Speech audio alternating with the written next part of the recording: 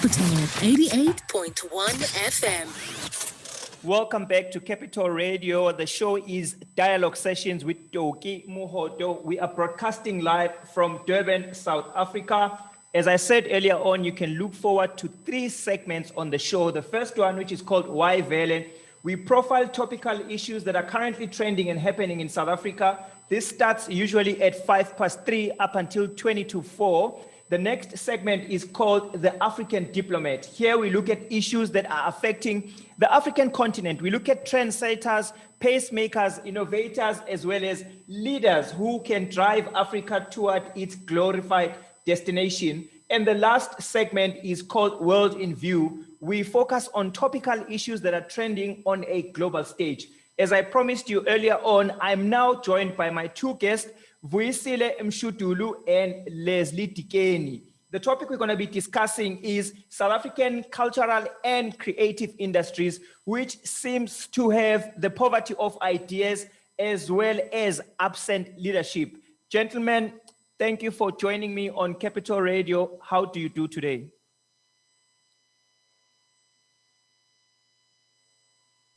No, thanks, Ndate Mohoto, and greetings to the listeners. We are doing the best with what we have and how we can today. Thank you. Great stuff. I see Leslie Dikeni there is still changing positions. He's trying to connect with me. I'm not sure what's happening in the background there. I think he's trying to look for the best possible position, but it's fine.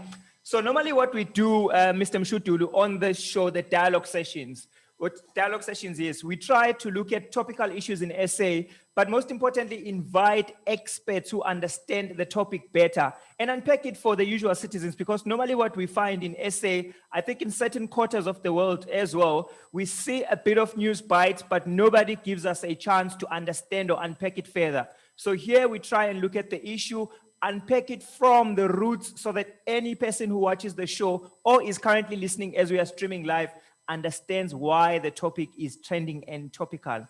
Please, as a way of introduction, whilst we wait for Mr. Dikeni to join us, do a brief intro in terms of who you are, what your career focus is, and why is it that I felt necessary to have you on board today?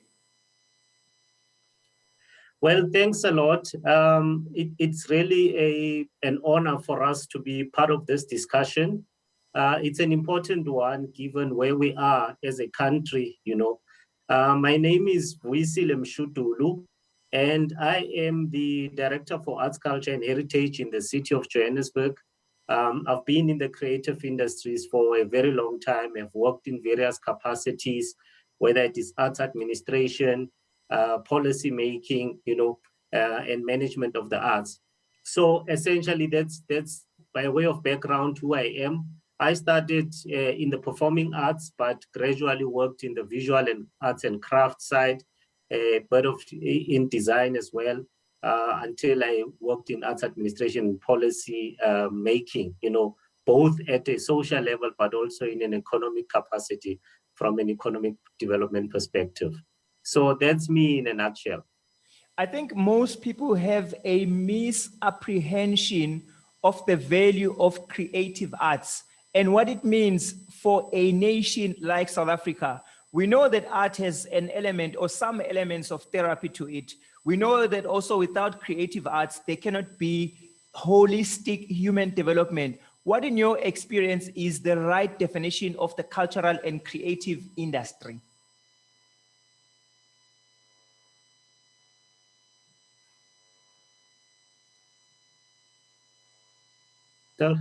Well, to understand the cultural and creative industries, it is important for us to understand, the arts, because the cultural and creative industries derive from the arts, which is basically the creative expression of people's innate creativity, or as a result of their cultural socialization and orientation, So that's basically where I would start. And art is basically an expression of creativity in either a tangible or an intangible form. And such role has got an impact, in our immediate environment, but also broadly in society. So to summarize the meaning of the arts or the cultural and creative industry is not an easy task, but I think we may be able to understand its value if you look at, three major components. Firstly, our history. Secondly, our existential reality. But thirdly, our aspirational reality. So then if you take those three components, my sort of definition or at least explanation of what the arts is and what its value is would be that the arts help us to reflect more honestly on our history, our existential reality, but more importantly on our aspirations as a nation. It is through the arts that we can have a vivid memory of our history, a sound grasp of our existential reality, and whilst we imagine a reality we would like to aspire to, the question though we must ask is whether or not the artistic content in the country today, is a reflection or a true reflection of our colonial history, and whether or not the arts are playing an effective role in building an understanding of our existential and lived experience, and what role the arts plays in decolonizing our lived experience. And when it is said that the future of the Black child is bleak in this country, what role does the arts play in shaping the imagination and the aspiration of that Black child? So we must always remember that the arts, have been has been a strong influence or instrument of freedom, for agitating for freedom, but also in the same vein, the arts has been a pliable weapon of coloniality, of apartheid, of oppression, so there's that duality that we must interrogate in understanding the value and the form and the shape of the arts in the sort of South African society. But the creative and cultural industries are an essential part of any nation, especially a nation that takes itself seriously. The arts play a critical role in shaping the identity of nations, in education, in spirituality, and of course in creative expression, which we find through which we find entertainment, or what many may call edutainment. So given its ability to galvanize people, the arts remains as central to the fight for freedom, in as much as it is an instrument that was used in the past to negate freedom. So my sense is that the creative and cultural industries derive its capital and its meaning from the arts and the culture of the people.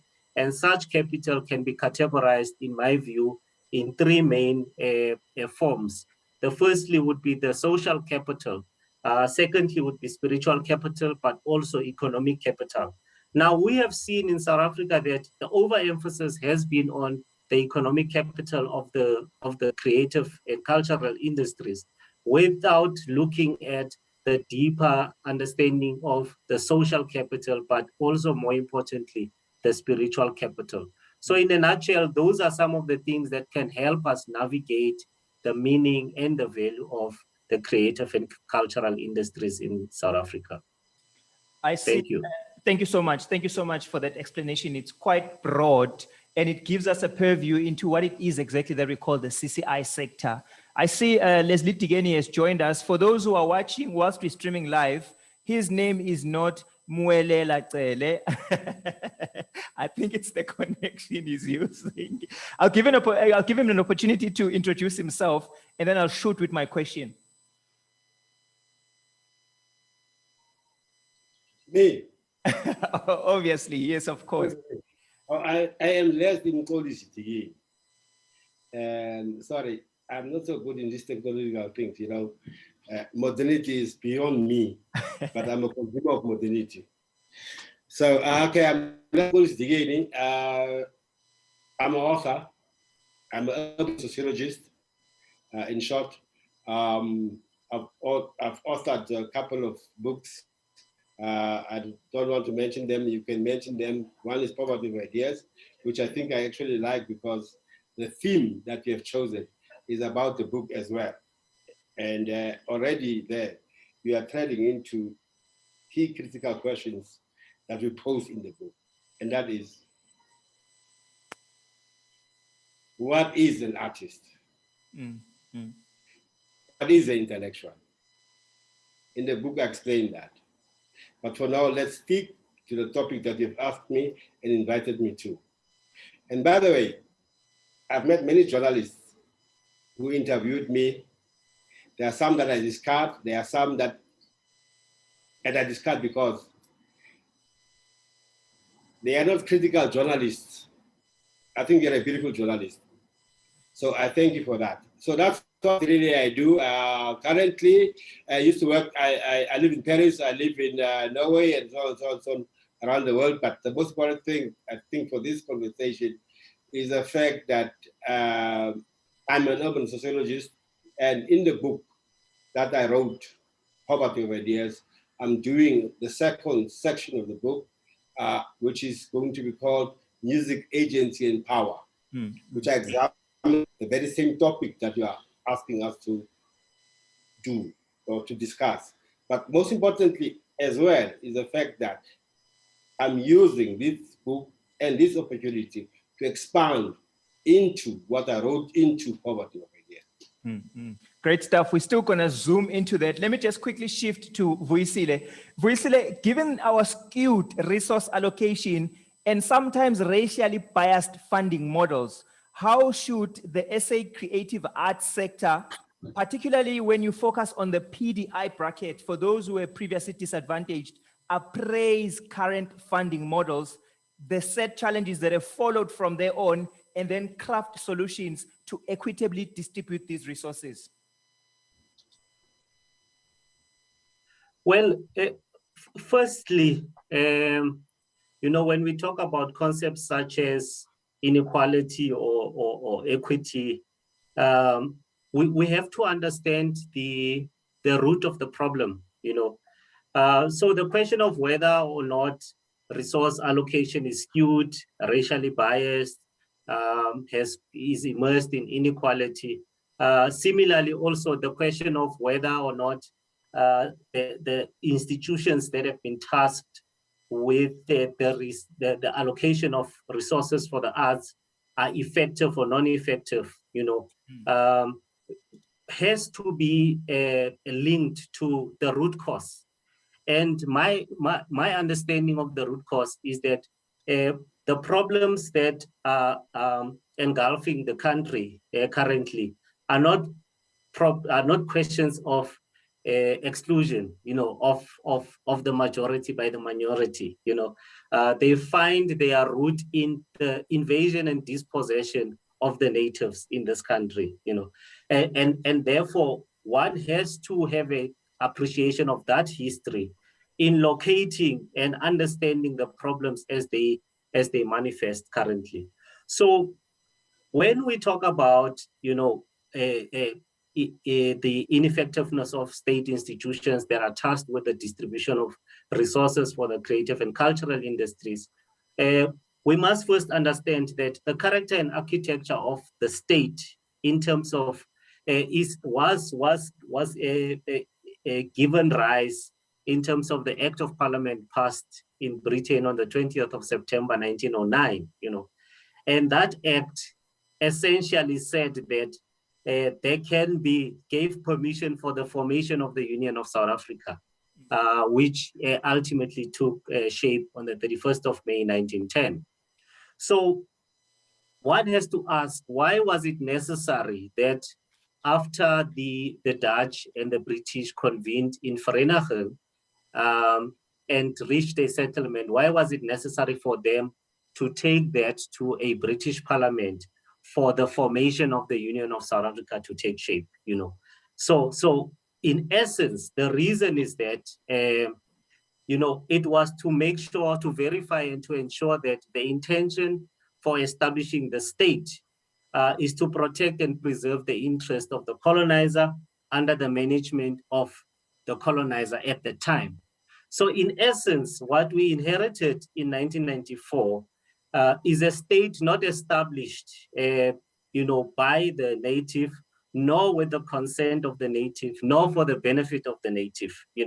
And it is for that reason that we have systemic inequality, because the state in its current form was not intended to change the existential reality or even to meet the aspirations of Black people, So that's where now you have to locate the problem. But if you localize the problem insofar as the creative and the cultural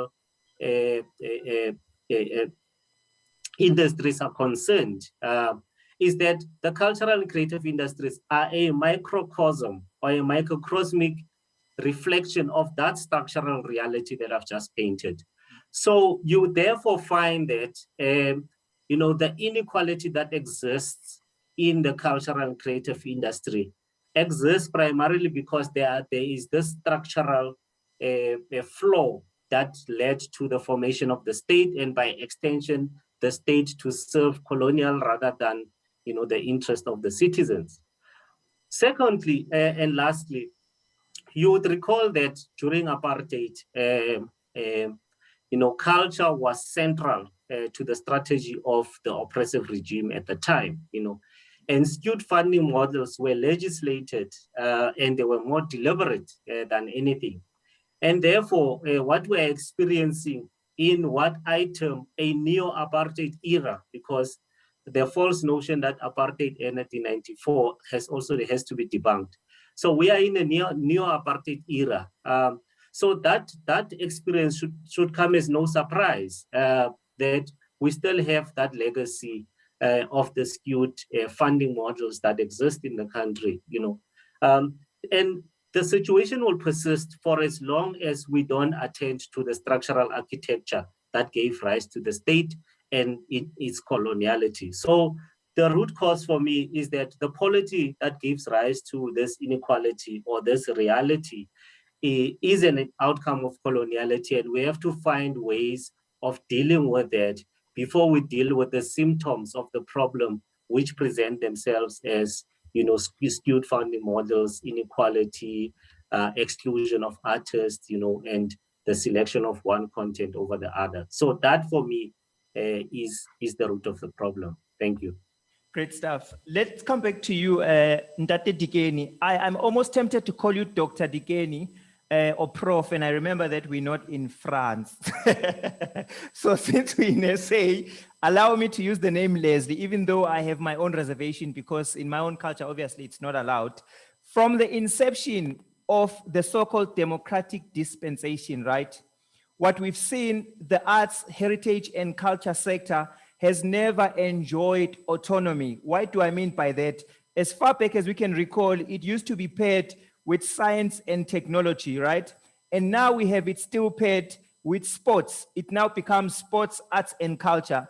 My question is, why do you feel this pairing has happened, and why has it not enjoyed any degree of autonomy such that it becomes an export-worthy commodity?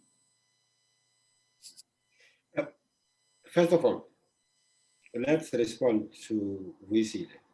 Sure. Beautiful Vuyisile, I love you, my brother. My first response, Vuyisile, before I continue to say any other thing I'm going to be saying in responding to the question that is being given to me now, let's first agree that we are in a post-colonial state. We are the last in the whole continent that is post-colonial. So we're not talking about a colonial state anymore. We are talking about a post-colonial state. That's very important to understand, right? Before I respond to the kind of question that you're asking. The second point around that issue as well is the fact that we need to connect theory and practice. And I like Vuyisile because I think he's a kind of a bureaucrat or a technocrat or a state functionary who can at least be able to connect theory and practice. Because the many do not do that. So thanks to you, Vuyisile. But let's go into it, Vuyisile. I think let's address the question. And I'm going to say these points just generically, and then you can, because all the questions that you're raising are interlinked, interconnected. Definitely. Right? The first, I think the question that you are asking for is how does the state intervene currently? Because it relates to state intervention practices, right, within the domain of the arts and culture sector.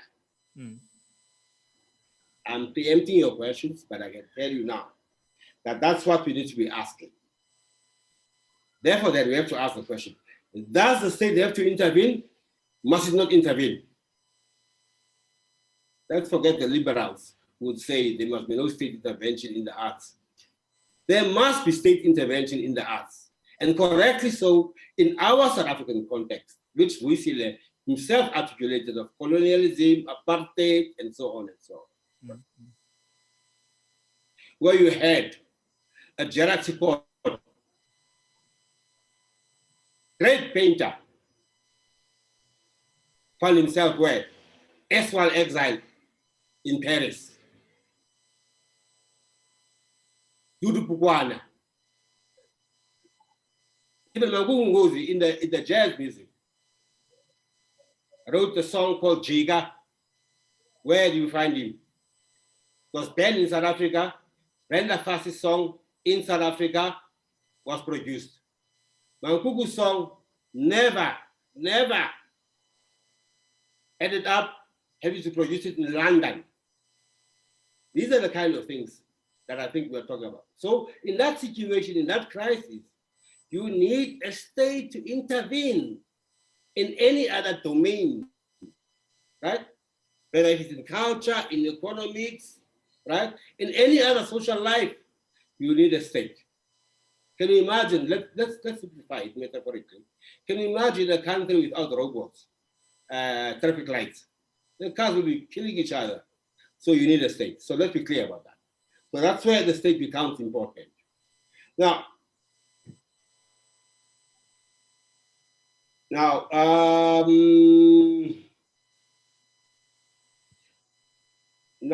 where do we find the problem? Because the issue here is that, metaphorically speaking, you can build a dam, and then when the dam leaks, like in the village, and then you put plastic into it. That's not gonna work. What you need to do, to borrow the reader's words, is to deconstruct and rebuild the dam. And that is our problem. We need to examine how the state intervenes properly, and there are certain things that the state must just discard and remove completely and rebuild. So that's, I've got more to say, but I want Vuyisile to come. Vuyisile, Prof was trying to, I say the word Prof with due respect and due regard. We're trying to look at the need or the logic behind having paired the Department of Arts, Culture and Heritage with Science and Technology, and then it now is paired with sports. Why does it always have to be a surrogate of sort? Can it not be autonomous? What does it mean for a country like South Africa with a precarious past? And what does it mean for our future as well if our cultural economy is not valued in this essence? Isn't it the very reason why we find ourselves in this very quagmire that has engulfed the state as well as the creative economy? Well, thank you for that question. I also want to start where Ubabu Dikeni left off when he said that we must accept, and to use this exact phraseology, we must accept that we live in a post-colonial state. And my contention is that we must not just accept without interrogating, and so my discipline is always to interrogate things before I accept them, and I think that to say that South Africa is a post-colonial state is an incomplete characterization, of the reality of what South Africa as a state is. And I think that the reason why the debate for decolonialization arises is primarily because the legacy of coloniality is still very much prevalent, and therefore also the fact that there are notions such as neo-colonialism that arises means therefore that colonialism has mutated into different forms of coloniality. And we have to understand that as we interface with our understanding of the state, its function, its role, and its legitimacy, because often we only want to interrogate the function of the state without looking at the legitimacy of the state. So my contention is that the state, this polity, South Africa, came into being, in a way that is not legitimate. And when we talk about the polity, we have to create a distinction between the polity South Africa and the territory South Africa, which is the geographic location South Africa. So and that is for that reason that the polity is in control of the territory, but the natives are not in control of the territory and all other areas of human endeavor, including the arts.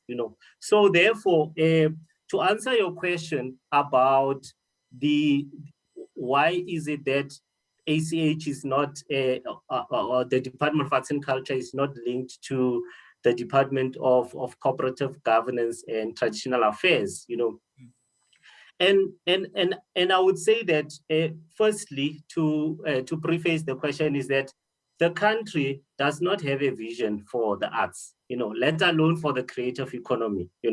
We may debate whether or not this is coincidental or intentional, but the poor focus and investment in the arts is, in my view, informed by the understanding of the power of the arts. The power has the arts to effect, the arts has got the power to effect fundamental change. And that is a fact we must never forget when we interface with how is it that the arts are poorly resourced. So whether arts and arts practitioners have the latitude to reflect critically on the status quo, they inevitably will sharpen the contradictions and inspire revolutionary change, as we have seen in other states. So one of the best ways to ensure that that does not happen is to constrain the enabling environment at a structural level, at least, and this is effected through poor funding of the arts, poor infrastructure, limiting artistic education, or even eradicating artistic education at the basic education level, and so on. And all of these methods are intended to silence the critical voice in the arts. And when you have limited resources floating around in the creative and cultural industries, you therefore also have limited and guarded access to opportunities, especially market opportunities. So you can control the content, by dispensing patronage to those that are not a threat to the status quo, to those that will not inspire fundamental change, in essence. And again, the actions may not be as overt as they were in the examples, to borrow your examples, Baba, that, artists like Ubabu Gerard Sokoto were exiled, Umamu, Uzenzile Makeba was also exiled for the ideas that they had as artists. The actions may not be so overt, but they may be more covert and very difficult to detect. So in essence, coloniality self-preserves by strangling the voice of the artist that is driven by the notion, or at least the aspiration, of decoloniality.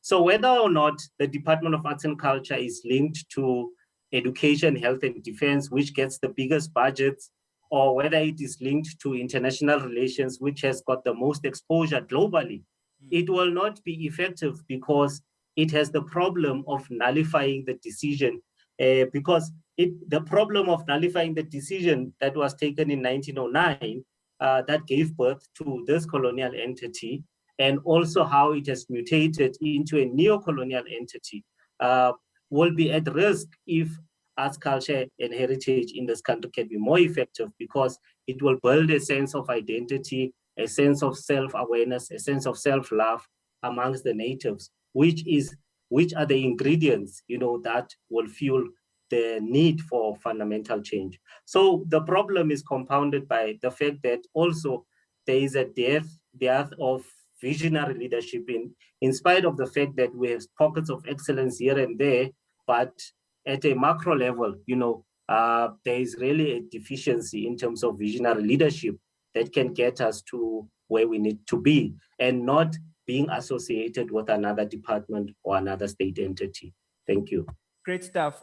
Leslie, let me zoom into this absence of leadership.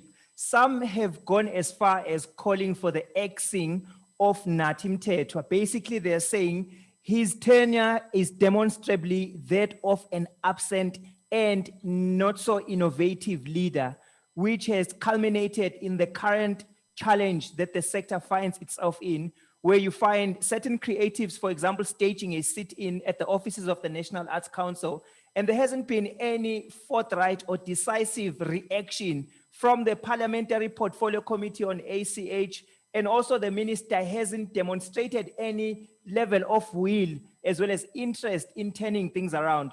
Do you feel that this is partly because there's an absence of leadership in the arts, culture, and heritage sector? They have enough time to respond to these questions because you see, I think I hear where you're going to, and I hear where Vuyisile is going to. First, let's clean up with Vuyisile. And Vuyisile, let's clean up by accepting that question. We are in a post-colonial state with its differentiators. Like in the rest of the continent, in Latin America, Cuba, and so on.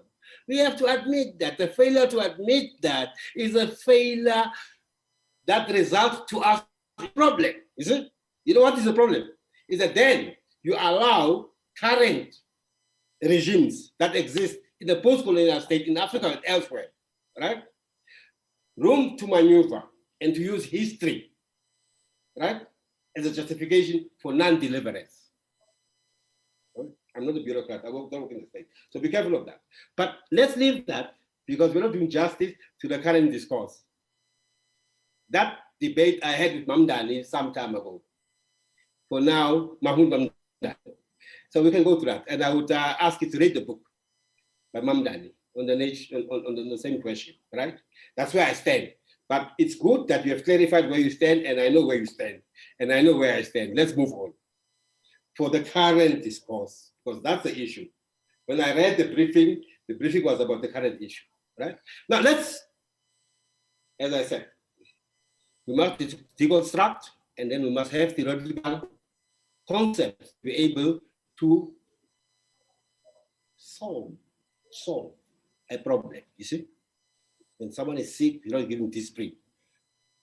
When he's got a stomach ache, you give him something for the stomach ache. And that's our problem currently. We give Disprin to, metaphorically speaking. So now let's define the arts. And that's where I want to come. And I'm gonna borrow my words from the Italian, Gramsci, Antonio Gramsci, on the notion of sites of struggles in society. Right? So Gramsci's words, to paraphrase it, is that in society, we've got different sites of struggles. Education, for example, is a site of struggle. There's an institution in education. It's a domain, but it's a domain which exists within the site of struggle. Now, within that context, you have different power relations that exist within that domain, within any institution. So the arts, for example, would be a site of struggle. Let's forget the other sides of struggle. Even in the church, you have sites of struggle because you've got a priest who's a hierarchy and so on, who follows him and so on and so on. So within the arts domain, we've got the same problem too, right? So to us, we should treat and see the arts as a site of struggle, a struggle of ideas that exists within there. And let's not forget competition that exists within there. And I agree with him that it then for them, the art sector produces different forms of commodities that exist in society, which capital uses. That again, when I go back to the notion of state intervention, that is where the state must intervene in that domain so that there can be fair play. But we must also allow, which I agree on, that there must be contestations of ideas, competition in that. Gerard Sekoto must be better than Picasso, right? But we must also think in the process at the same time. Okay, am I running around, moving fast for your time? And so that's the domain of arts. Okay, for the sake of time, because I can go on and go on. Okay, so like I said, the factory is the same. Now the key question you're asking me again. So that for me, the role of artists and arts is very important for the country. And in fact, to me, as I attribute in poverty of ideas, is that artists are actually intellectuals of a special type to me. And that is a value that we must give to them. And shamefully so, in our country, I don't think that is done. Hence, poverty of ideas. For me, Gerard Sekoto should be regarded as an intellectual. He can create beyond many of us and the pseudo-intellectuals mushrooming in the country, on television and wherever. His works till today speaks for themselves. That is what artists are to me. Now let's ask the question, do we need to, the minister or what? I think this idea of chopping, that's not the issue. Once again, we are not dealing with the issue structurally. What we need to do is to deal with these issues in a structural way, right? You can't just change a minister, put this one, put that one. There must be systems and structures in place that deconstruct the current situation and replace it with a different situation, which is what? Ministers, presidents, and whoever, and also, I mean, really to just talk about the current minister, it's useless, because are we so confident that the current regime will win elections forever and will be there forever? No, we're not. Yeah? Democratic pluralism must exist. So let's agree that that's not the solution. The solution is to deal with the issue structurally. Gentlemen, just a pause there, a second. Zoom is reminding me that the time I had set has been fast spent. I do apologize for that. I would have liked for us to unpack this further. I'm certain Vuyisile, as well as yourself, and Dikeni, you have a lot more to say. I feel that time, obviously, all this kind of platform is always never enough. But thank you so much for sharing your views. I hope we can reset another time where there's more time allocation that's available to us, and we can unpack these details